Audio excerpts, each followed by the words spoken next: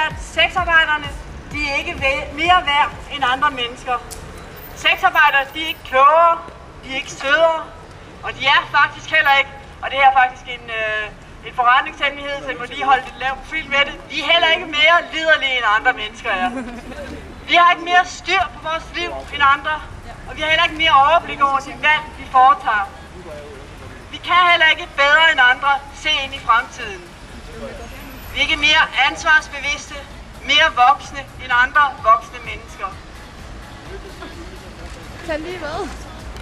Ja, tag det. Jeg skal gå, I følger mig efter. Thank you. Lidt kortere sagt. Nej, jeg var ikke færdig med det. Vi er ikke mere ansvarsbevidste end andre, eller mere voksne end andre voksne mennesker. Vi har ikke et bedre helbred end andre, og vi er måske heller ikke mere lykkelige end andre. Kortere sagt, vi er ikke bedre mennesker end andre, men vi er altså heller ikke værre. Vi er ikke mindre egnede, vi er ikke mere forkvaklede, forhudlede, forvirrede, mindre egnede til det her liv end andre mennesker. Og vi skal selvfølgelig heller ikke have færre rettigheder end andre mennesker. Vi skal selvfølgelig ikke diskrimineres og fastlåses i en retsløs tilstand af en lovgivning, som påstår at beskytte os, men gør det ved at fjerne rettigheder, og i stedet omgive os med forbud, påbud og kriminalitet. Det beskytter og hjælper altså ikke sexarbejderne, at ingen må samarbejde med os. Det hjælper os ikke, at vi ikke må beskytte os i en A-kasse, og det hjælper os bestemt ikke at forbyde folk at købe det, vi gerne vil sælge.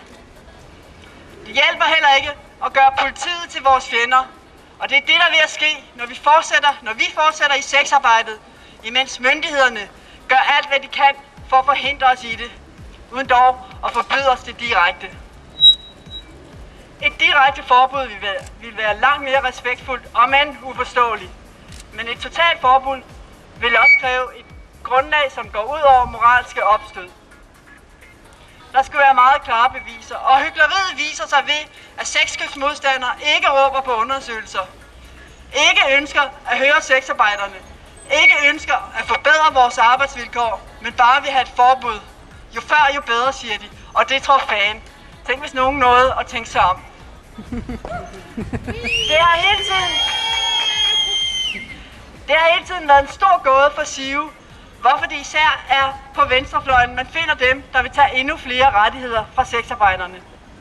Derfor er jeg meget glad for, at flere og flere på venstrefløjen faktisk støtter vores kamp. Blandt andet ved at arrangere den her demonstration. Gennem historien er det fra venstrefløjens side, at arbejdernes rettigheder og sikkerhed er blevet styrket. Jeg ved ikke, om jeg går rigtig vej. Det er sket gennem respekt for fagene og deres udøvere. Og det er det samme, vi kræver som sexarbejdere. Hvis man skal gøre vores arbejde så sikkert og godt som muligt, så skal man anerkende vores erhverv. Man skal give det samme rettigheder og respekt som andre fag. Og det er netop rettigheder i alle andre erhverv, vi kræver i dag. Ikke flere rettigheder, men heller ikke færre.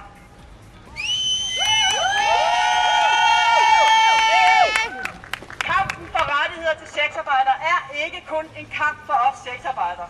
At kriminalisere vores arbejde rammer ikke kun os. Det påvirker hele samfundet. Det er der mange, der kan se, og det er også derfor, at der er mange andre end sexarbejdere, der demonstrerer her i dag. I sidste uge, der læste jeg et blogindlæg med overskriften Sexarbejdere og alle andres rettigheder. Det var skrevet af en, der ikke var sexarbejder, og jeg vil slutte af med at citere de sidste ord fra den gode tekst.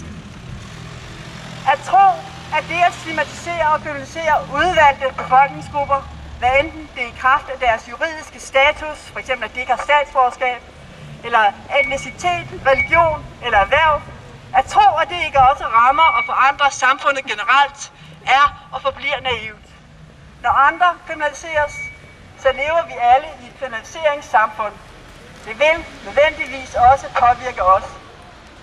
Og der står videre, at vedkommende tilslutter sig de australske aboriginal aktivisters erklæring, Jeg læser det op både på engelsk og som min egen lille danske oversættelse. If you have come here to help me, you're wasting your time. But if you have come because your liberation is bound up with mine, then let us work together. Og på dansk. Hvis I er kommet her for at hjælpe sexarbejderne, så spilder I jeres tid. Men hvis I er kommet, fordi jeres frihed, din frihed, er forbundet med sexarbejdernes frihed, med alle kvinders frihed, så lad os arbejde sammen.